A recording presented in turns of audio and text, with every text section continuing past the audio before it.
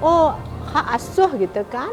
Nah, ada di banyak kemudian pemikiran orang hak asuh anak itu apa sih, itu yang enggak paham gitu. Padahal hak asuh itu adalah hak untuk mengasuh, bukan menghaki gitu.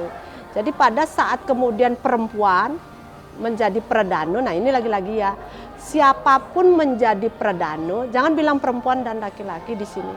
Siapapun yang menjadi perdana, bahasanya kan perempuan, memang pada saat itu perempuan berarti dia perdana, saat dia jadi perdana berarti, bukan saat dia menjadi purusa. Gitu ya. Perempuan boleh hak asuh anak, kan gitu. Nah, pada saat perempuan ini menjadi perdana itu boleh menghasuh anak itu.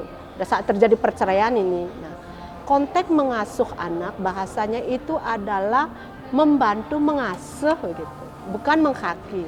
Maka mengapa perdebatannya terjadi saat kemudian pihak yang menjadi purusa, pihak yang menjadi purusa laki-laki itu, misal laki-laki ini, itu adalah berpikir bahwa perempuan ini menghaki gitu.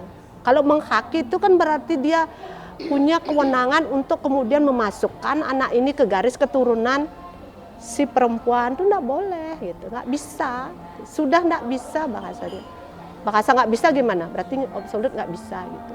Jangan berpikir bahwa mantan istri kita gitu, mantan istri kita akan menghaki, tidak. Dia hanya membantu mengasuh gitu.